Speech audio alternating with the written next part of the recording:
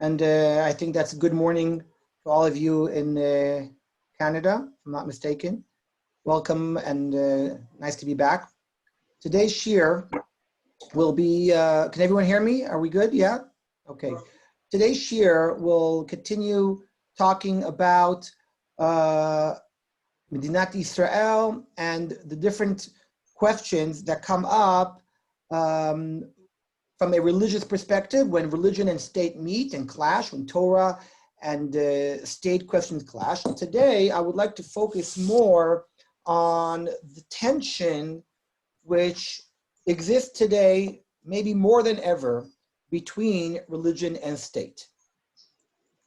For those who are brought up in North America with the ideology that's very, very clear, that there should be a total separation between church and state, when coming to visit Israel and noticing that the situation here is very, very complex and very different.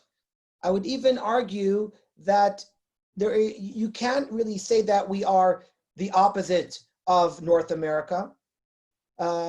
We are not like England, where there is no separation between church and state. We're not like France, where there is a total separation between church and the Israeli model of today is a mishmash. It's a balagan. It's very unclear where we stand with these matters.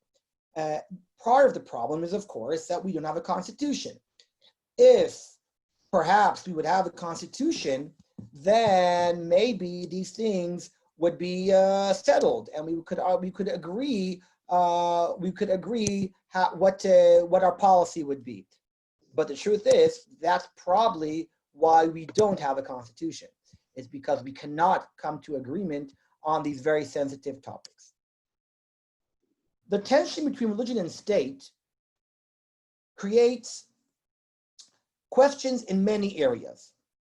One area, of course, is, should we create laws that coerce people?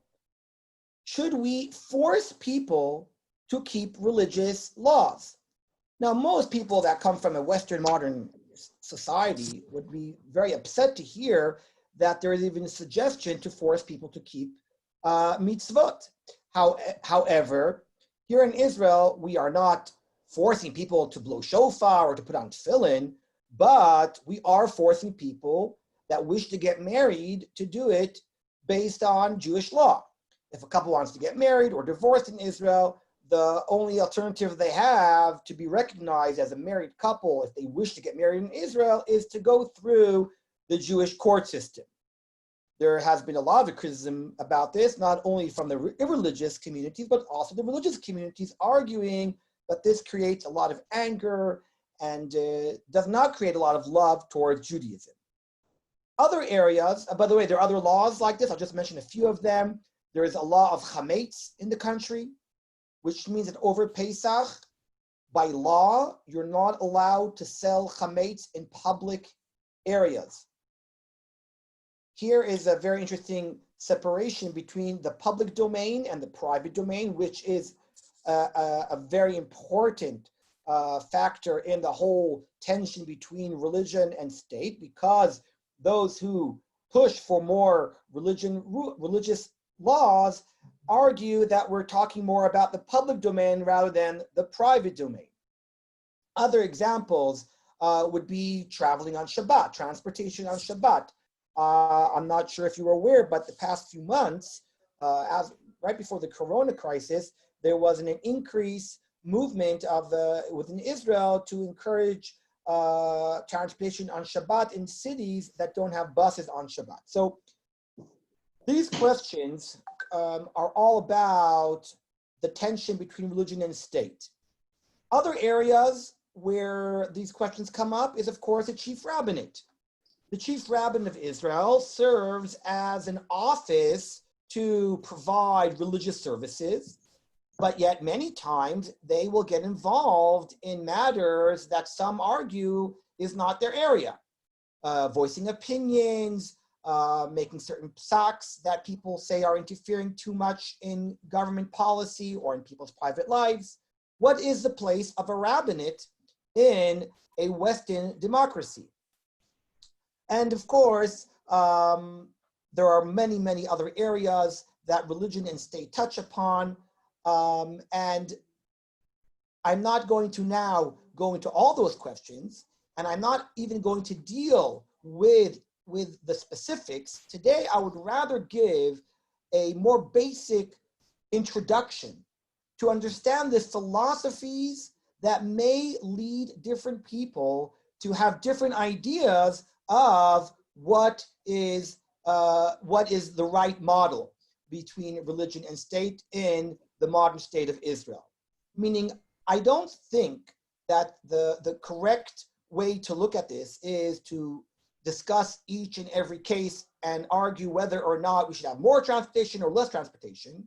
I think that we have to, in order for us to respond, to answer this question, we have to understand what are the ideologies that are behind this very important question. And for that purpose, I want to go all the way back to the Tanakh. Because in the Tanakh, we see already then that these questions seem to be asked, were discussed, and came up. And I would like to use the Tanakh for the next few minutes as the source for the different models that exist within Judaism for this very sensitive question. So I'm going to share a source sheet with you. The sources are in English. For those who want Hebrew, the sources are on the sheet. You can follow me with a Tanakh if you wish to. One of the most famous sources regarding appointing a king is, of course, in Sefer Dvarim.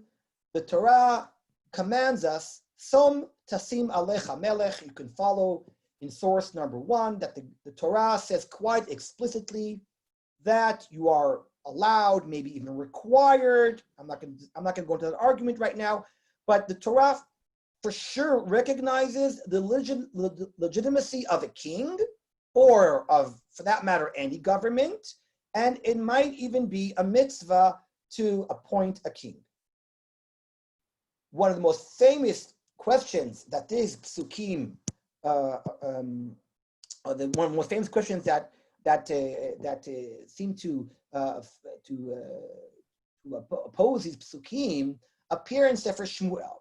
In Sefer Shmuel, it is a very well-known story that the Jewish people come to Shmuel Hanavi and they ask him to have a king. They even use, if you look at the psukim in source number 2, you will see that they even use the same language that the Torah used in Sefer Dvarim.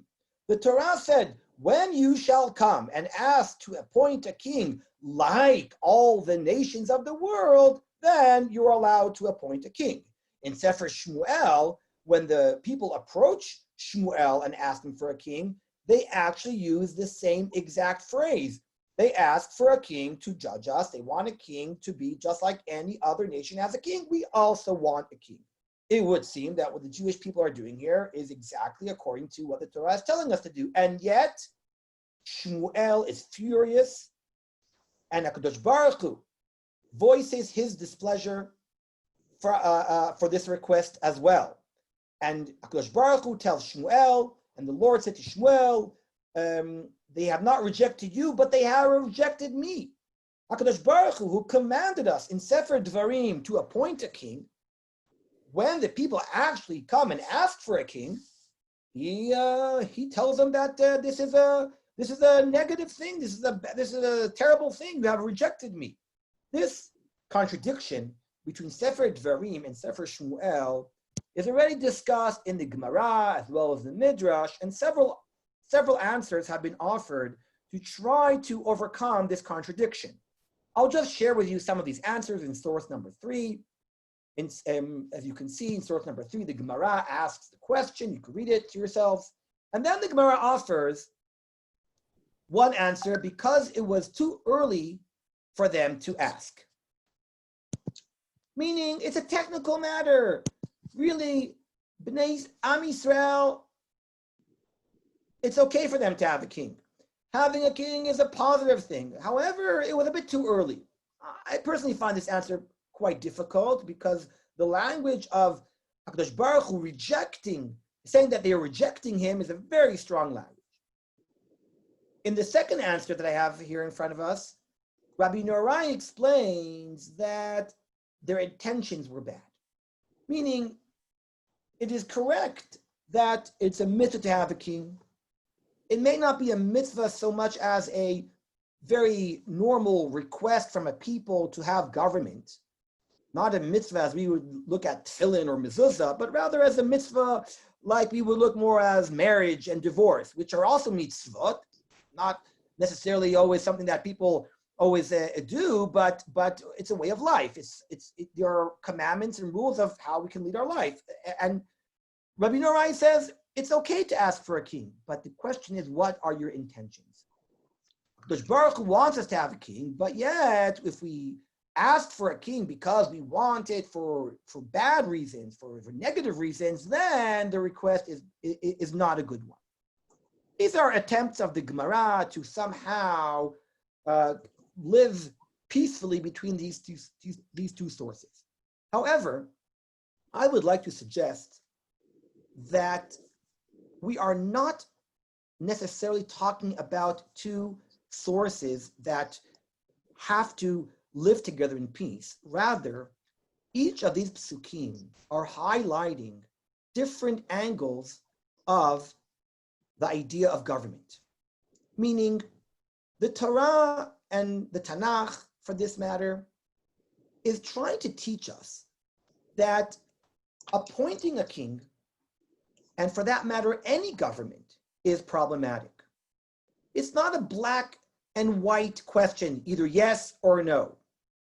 The Torah is trying to educate us that there are different models and different approaches of how one can understand government. In Sefer Shoftim, when the people approach Gideon and ask Gideon to become a king, Gideon is horrified. And he tells the people, how can you want me to be a king when there's only one king in the world? And that is the Kadosh Baruch Hu. I'm willing to be a leader, I'm willing to be a shofet, a judge, but a king? If I appoint myself a king, then I as if I'm taking the place of a Kadosh Baruch Hu, which suggests that any religion for that matter, automatically has a problem with any form of government that wishes to appoint a strong leader, because from a religious perspective, any leader who is a king automatically, in some maybe even theological level, is threatening Malko Shel Olam, is threatening the idea that we have a king. Hashem Melech, Hashem Malach, Hashem Yimloch Leolam Va'ed. That is a very, very important religious idea, that HaKadosh Baruch Hu is our king. So it could very well be that what we are gaining from the contradiction between Sefer Dvarim, Sefer Shoftim, and Sefer Shmuel is that maybe it's okay to appoint a king, but don't turn a king into an ideal, because there's only one king who is ideal, and that's HaKadosh Baruch Hu. You may appoint a king if he serves as a technical way, option to run a government, to run a country. We need government. What can we do? We need someone to be in charge of taxes. We need someone to be in charge of the education system. We need someone to run the country. But do not necessarily view the model of a king as something religious. I'm just suggesting that that could be part of the tension between the psukim. However, it doesn't stop here. If until now, within the Tanakh, we see two different models, one is for a king and one is totally against a king, we have another source. If you look in source number 4, in Divrei Hayamim, towards the end of the Tanakh, not necessarily chronologically, but at the end of the Tanakh, when we have a summary of the life of Shlomo HaMelech, the Tanakh uses language which is quite amazing. The Tanakh tells us, and Shlomo sat on the throne of the Lord as king instead of David, his father. The Tanakh is telling us that Shlomo HaMelech Yoshev al Kisei Hashem, as if suggesting that there is a new third model here of a king of Israel who somehow shares the throne of HaKadosh Baruch Hu.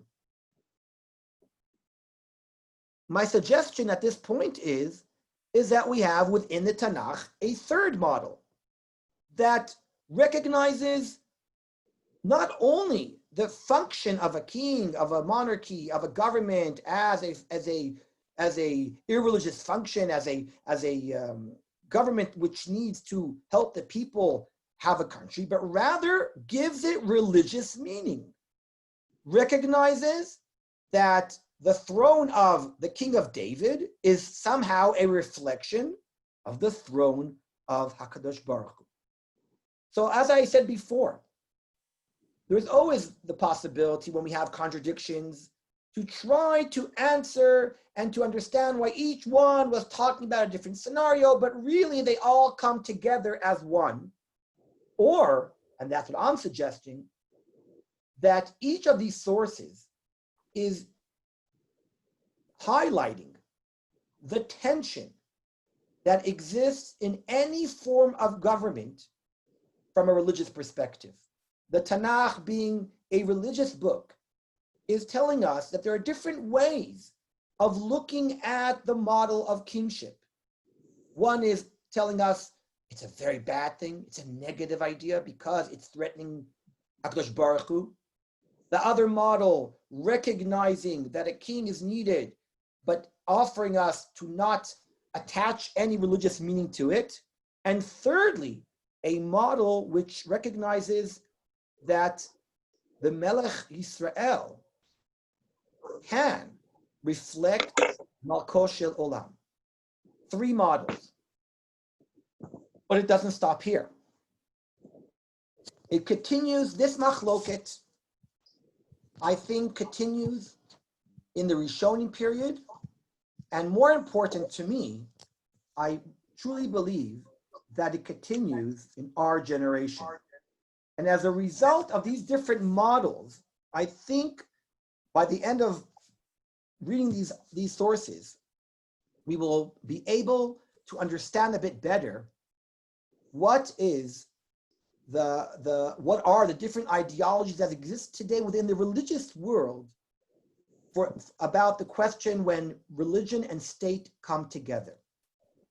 If you look at source number 5, I point out probably the most famous paragraph of Yitzchak Don Abarbanel, the famous rabbi, maybe one of the greatest court Jews of the history of Israel, who was a finance genius, who was an advisor to King Fernando and Queen Isabella, Yimach Shemam, I will add, who we all know were responsible for the expulsion of Spain.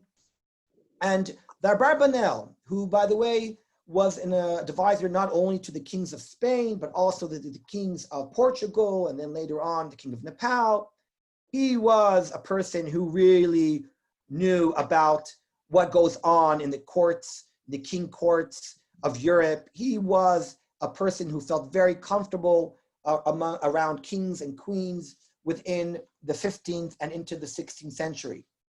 And in his commentary on the Tanakh, when he talks about the place of a king, he is very, very, very radical, that how having a king is a terrible idea, and therefore he explains the psukim of Dvarim completely different than we understood them. This is not a mitzvah, but rather some kind of prophecy of the future, explain what would happen in the future, because according to his ideology, having a king is not a good thing. So could it be that the Abarbanel is reflecting model number 2, the model that we saw in Sefer Shoftim, the model of Sefer Shmuel, the model which rejects the monarchy and realizes that a government can create a lot of trouble, and there are a lot of dangers of having a government and having a king. Not everything is so great when we have a king, and Abrabanel is telling us from his experience how terrible a king and a queen, having a monarchy, how terrible it can be. That's Abrabanel's Perush, which, as I suggested, goes back to model number 2.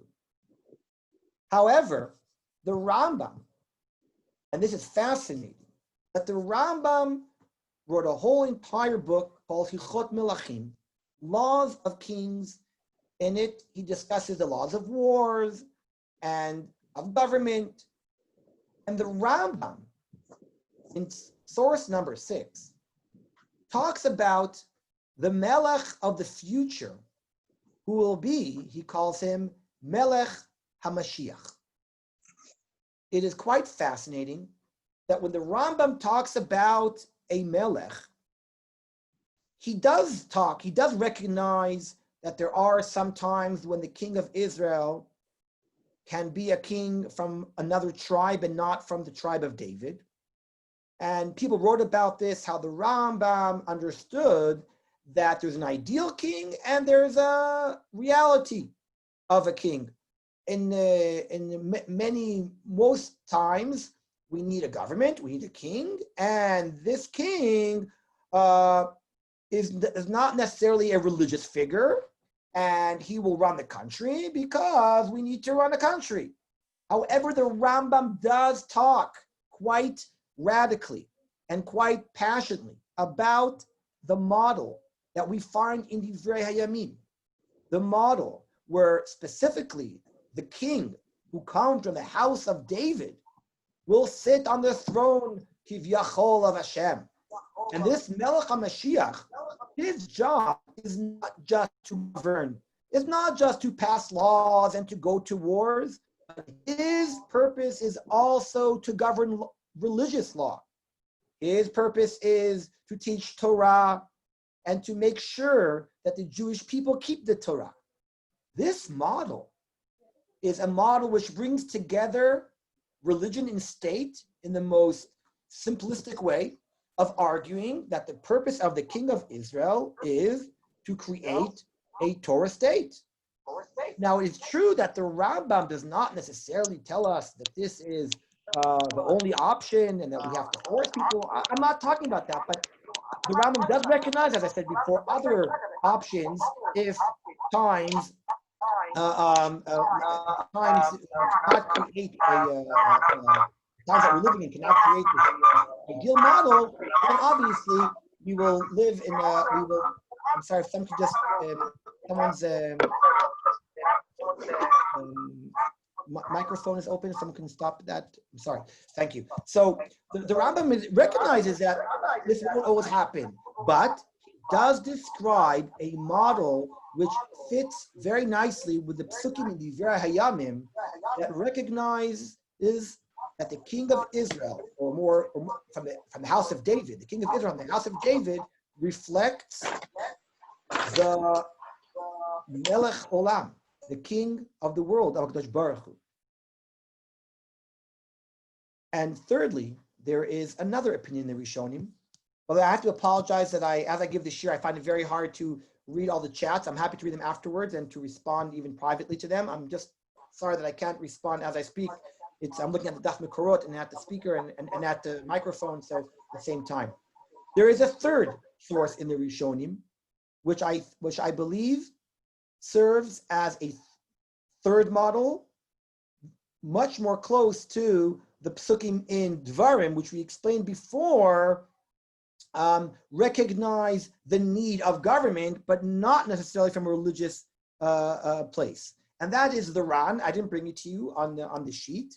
The Ran, Rabbeinu Nisim of Spain, in Drashot Haran, also discusses this contradiction between the psukim in Dvarim and in Shmuel, and he explains that the reason why HaKadosh Baruch Hu was upset at the people in the days of Shmuel was because they wanted the king of Israel to not only be the governor and the one to lead them to war, they wanted him to be involved in religious matters too.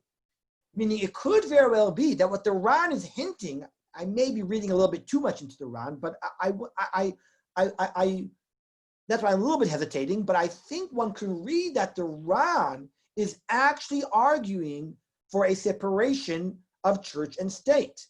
And that the Ran is saying to us that when the Torah introduces the king in Sefer Dvarim, it tells us that the purpose of a king is to be a leader of the people in order to govern them in all matters that are not religious.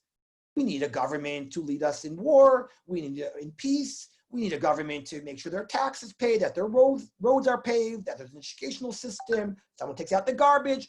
That's what we need a government for. But when the people of Israel, says the Ran, came to Shmuel and said, we want a king not only for that purpose, we want a king to deal with religious matters, meaning they wanted to mix religion and state.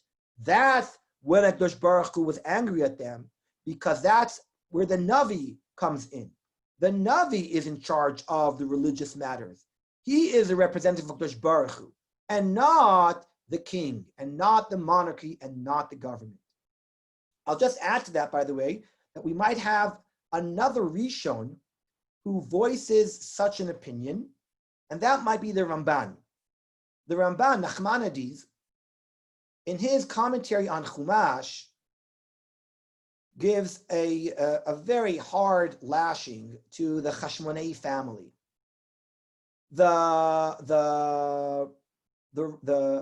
Chashmonei family, who we celebrate Hanukkah for their victories against the Greeks, the Gemara explains to us that this family did not end up so well. Their children and their grandchildren and there's nothing left of the Chashmonei family. The Gemara really lashes out also against the Chashmonei family, and the question is why?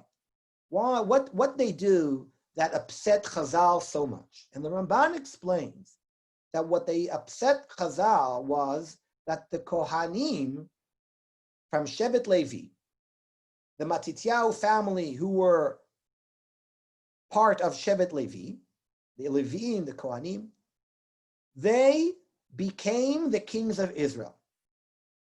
And you're not allowed to do that, because only from the Shevet of Yehudah is someone allowed to be a king. And Shevet Levi went against the Torah's rule, Lo Yasu Shevet Mi Yehudah, which is a pasuk in Vayichi, in the Brach of Yaakov, which is a machloket amongst the Mefarshim, whether or not it's a promise or a bracha, or as the Ramban suggests, a law. And they broke that law. However, the Ramban says it's not just that they broke the law because they're not from Shevet Yehudah, it's because they are Kohanim. And they are responsible for the religious matters of the state. And the religious representatives of the Torah and of HaKadosh Baruch Hu are not allowed to be involved in government. How can it be, says the Ramban, that these Kohanim became the government, became the kings of Israel? So here again, like the Ran, we may find already in this period voices that oppose mixture of religion and state. And going back to the first model that we suggested, that we find in Sefer Dvarim, that recognizes the legitimacy of government, but not as a reflection of God and not as a body that is responsible for religious affairs. So if until now we saw three models both in the Tanakh and in the Rishonim period, I would like to skip ahead to the 20th century and to argue that these three models never went away. And if anything, in our generation, they are discussed and argued again and again and again. And if we can understand that these models exist in people's minds today and may serve as the reason for people pushing for certain laws, for certain ideologies, I think it all goes back to these models, to these ideologies. Let's go back to the source sheet and notice other opinions within the 20th century that talk about the tension between religion and state, or between government and religion. If you look, for example, at source number 7, Rabbi Shimshon Hirsch, who obviously passed away many, many years before we had a state, and even passed away before Zionism became a real movement. Rav Shimshon Hirsch, who I think it's fair to call him a modern Orthodox Jew, a great Talmid Chacham who believed in what we call today modern Orthodoxy. He believed in bringing different disciplines of thought within the world of religion, voices his opinion that a state, the idea of government, the idea of a state, has no religious value. The purpose of the state, says Rav Hirsch, and you can read it in source number 7, is just to serve as a means for the people to function. There is no ideal, there's no religious ideal to a king. The state is totally a means for an end so people can live together in peace. But he does not recognize any religious meaning to a state. However, when Zionism began, there were different approaches, as we know, within the religious world towards the Zionist movement. On one hand, there were those who completely rejected the Zionist ideology for different reasons. One of the reasons was that they felt that the people that were pushing Zionism had an irreligious agenda. They had nothing to do with religion, and many times it was an irreligious agenda, not just not religious. However, we know that within the religious world, there were different approaches towards Zionism that saw it in a positive way. There were rabbis, Talmidei Chachamim, Gdolim, who recognized the positive sides of Zionism. We call those people today religious Zionists. However, I believe that it's a very big mistake to think that all these philosophies, theologies of religious Zionist rabbis who spoke positively about Zionism are actually one group. I believe that that is a very well-known mistake. I believe that in Israel today, in our own religious Zionist community, people, I think, or at least children, kids in schools, are not taught enough to understand that there are major differences between the different approaches to Zionism.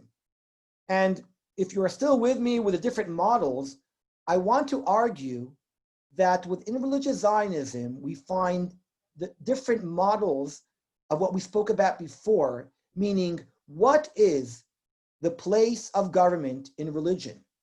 Is government just a means to an end? Is government a positive thing because we need to function as a country, as a nation, but there is no religious meaning to the state? Or is the state, the king, the government, some type of reflection of Kadosh Baruch Hu, and thus we can give it even religious meaning?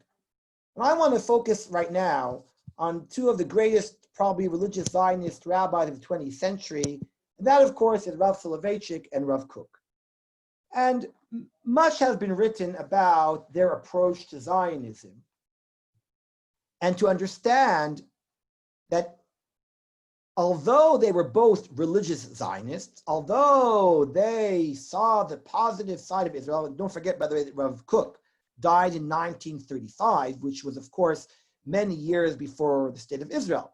But Rav Kook did speak about the place and value of a Jewish state. And I think that we will find a major difference between these two approaches, which will bring us hopefully up to date to the 21st century. Rav Soloveitchik, in many places where he spoke about the state of Israel, spoke about it in a very positive way. If you can read at source number 8, the Rav talks about how there's a religious meaning to the state of Israel because it can be the mitzvah of Yishuv Eretz Yisrael can now be fulfilled. If until now we just couldn't live in Israel because there was no government, there was no state, there was no one helping us living here. Oh, now Baruch Hashem, having a Jewish state helps us live in Israel and gives us the possibility of fulfilling the mitzvah of living in Israel. Now notice, and maybe I'm again reading in this a bit too deep, but that approach that recognizes the state of Israel as a positive idea, all it's saying is that Israel is a means, having a state is a means for, in this case, allowing us to do mitzvot, allowing us to function, allowing us to save our lives. Those who know Rav Soloveitchik's book called Ridofek, in which the Rav explains all the great things that occurred as a result of having the Jewish state, it also serves the same idea that having a state is a wonderful thing because it allows us to function like any other country. It allows us to live.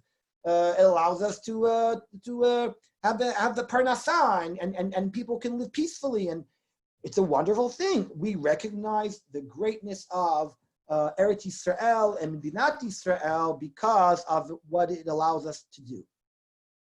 I want to suggest that this model of Rav Soloveitchik is more like Rav Shimshon, is more like the Ran, is more like Sefer Dvarim. It's suggesting that there's a positive side. It's a mitzvah to have a king. It's a mitzvah to have a state. But again, as I explained before, there are a lot of mitzvot in the Torah. I mentioned it before, but I'll mention it again. There's a mitzvah to get married, and one of the 630 mitzvot is to get divorced. When people say tizku mitzvot, right? You should run to do mitzvot.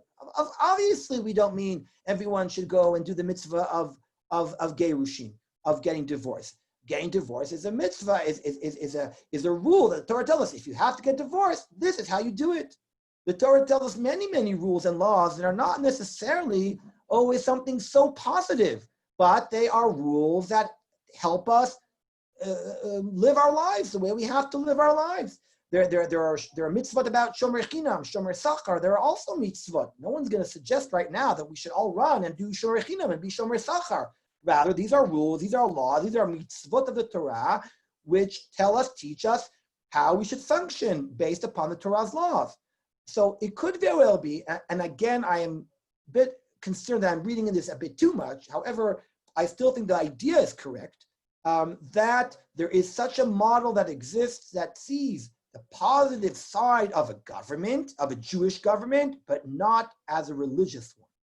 That the government's purpose is to rule the country, to allow us to function as a people, but not necessarily has any religious value. I believe that it would be fair to say that that is probably part of Rav Soloveitchik's ideology. And I think that many, many ramifications can be derived from such an ideology. This ideology does not necessarily attach any messianic meaning to the state of Israel. I think as a result, people who follow this type of theology would find it much easier to accept, for example, that the state of Israel has the right, the government of Israel has the right to exchange land for peace.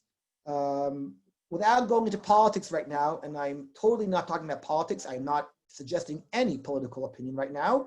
I am suggesting, however, according to this opinion, it's easier to accept that the government of Israel is permitted to go to war, is permitted to make peace, because that's what governments do. And the government of Israel is not necessarily bound by the Shulchan Aruch in these matters because their responsibility are in areas that are not religious ones. That, to me, is one model. However, if we go to famous words of Rav Kook, as I mentioned before, who passed away years before the state, actually, in his writings, addressed the idea and the ideal of a Jewish state. And in the most quite amazing paragraph, and I say amazing because if you know that in 1948, there was actually a discussion of what to call the state of Israel. There was an argument. What should be the name? Medinat Yisrael, Medinat Yehudim, there were different suggestions. We all know it as Medinat Israel. And Rav Kook already in the 1930s writes in his book, in his writings, he calls it Medinat Israel. And he tells us here that in his opinion, Medinat Israel is Yesod Kisei Hashem Ba'olam. It is the foundation or the reflection of God's throne in this world. If you remember, the third model that we suggested before that exists in Sefer Divrei Hayamim, the model which talks about King Shlomo being the king who sits on the throne of HaKadosh Baruch Hu. If you recall the ideal of the Rambam in L'chot Melachim, who talks about the future Melech HaMashiach, whose job is not only to function as a king, but as a religious figure, and that he has religious responsibilities, comes along Rav Kook and translates or tells us that the idea of a king, Melech HaMashiach, is the idea of a Jewish state. The Jewish state of the modern days is a reflection of the Melech that the Torah talks about. Meaning, if we are correct what we're saying right now, that the 20th century religious Zionist thinkers saw the model of a state as a reflection of the king of Israel of Tanakh times. And they basically said that the model that the Tanakh was talking about of a king is today a state. Then we have three different models here to the question, should the state, should the king be the figure, be the one responsible for religious matters or not? And that's why I said to you before that within religious Zionism, I believe there are two very extreme opinions that many people don't always realize that they are very different. It's very wrong to talk about religious Zionism in one breath. I think there are more than two opinions, right? One can argue that there are 5, 6, 10. I don't know how many opinions that there might be out there, but I am trying to suggest that there are at least two very clear models. There is no question that the followers of Rav Kook's philosophy assign messianic meaning to Hakamat HaMedina, to the Jewish state, while people like Rav Soloveitchik, and I will add probably people like Rav Lichtenstein too, did not see religious necessarily meaning, but rather highlighted the great function that the country can serve the Jewish people in our times. And if we were to sum up what we said until now, what we try to argue is that this question, whether or not the state of Israel should be involved and responsible, even in its ideal, even in its ideal times, should it be responsible for religious matters, might go back to a very fundamental, as if machloket, that we have within Jewish history, that starts in the Tanakh, continues in the Rishonim, and translates itself into our days, into Jewish theologists who view their opinions about how we can view the state today. I would sum up by saying, Ein chadash tachat hashamesh. Every good question, challenge that we have today was already discussed in the past, was already discussed in Tanakh, in Chazal, in the Rishonim, in the Achronim. And if I were to really very hesitantly, I would try to suggest some kind of solution to this question, I would argue that instead of always having a black or white answer for this question, I think that after learning all these sources, we should be a bit more humble and modest to understand that there are issues that are very, very problematic when we build the Jewish state, and that it's not so clear that the Jewish state should always be the one who is involved and responsible for religious matters. There's a price to pay for doing so. And in each and every generation, it's our responsibility to look in front of us to the reality, to understand the reality that in which we live, whether or not we are doing more harm or more good by involving the state in religious matters. But to be a bit humble and a bit more modest than just arguing, oh, of course, this is the correct model, there's only one possibility, there's one understanding. I suggested today that the Torah here, the Tanakh here, is trying to explain to us through these contradictions that this is a very complex issue and that there's not one clear answer that we can just use in each and every time.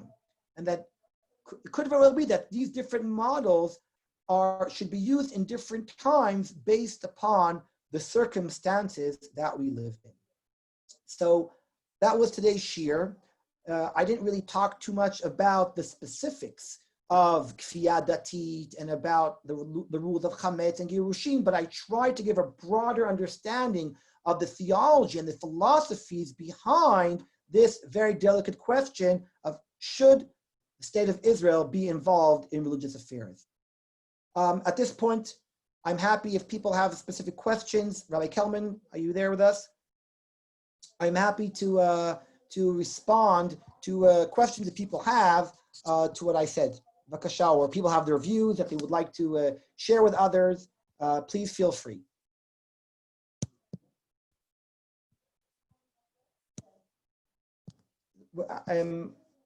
Please, do I have to put people on? Can I unmute everyone? Unmute. Oh, people can unmute. Please feel free. Does anybody want to say something?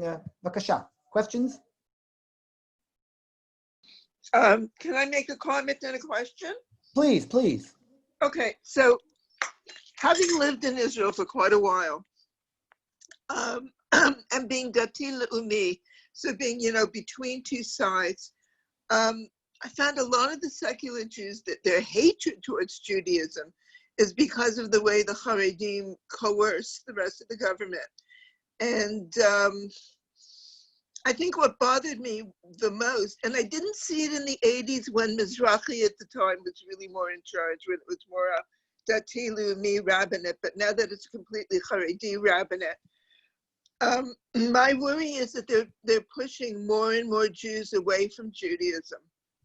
Any comments on your side? Look, I as I said before, I didn't go too much into the specifics. But I did hint to what you're saying. I hinted that we have to. One of the questions that should come up, a practical question should come up, whether or not what we're doing is more harmful than doing good. Meaning, I totally agree with you that one of the questions that we should be using, whether or not what we're doing is right or wrong, is also the result. Are we pushing people away from Judaism or not? I would agree with you that should be a major question in this discussion. Like I said, I just apologize that I didn't get there. I didn't get to that stage of being more practical about the reality. I was really trying to give more of a background understanding to this whole question. Some people say, by the way, there is no law in Israel that you must circumcise your child. People say that the percentage of people in this country, circumcising their child is very high. If I'm not mistaken, it's the number one mitzvahs, it's so-called religious act that people actually perform without being coerced. And someone suggested what would happen, right, if theoretically there would be a rule, a law, that you must circumcise your child, that there's a theory that the numbers would go down. So I would agree with you that sometimes the idea of forget right now right or wrong, forget moral or immoral, forget if it's the right thing. I think that the question of whether or not it works or does worse for sure should be a question that comes up. Beseder. If no one else has what to add or to question, I think we can end here. Thank you for joining. Thank you, Rabbi Kelman, Torah in Motion. Lovely to see everyone again, and I hope we see each other next week. B'ezrat Hashem. Kol tuv, litraot.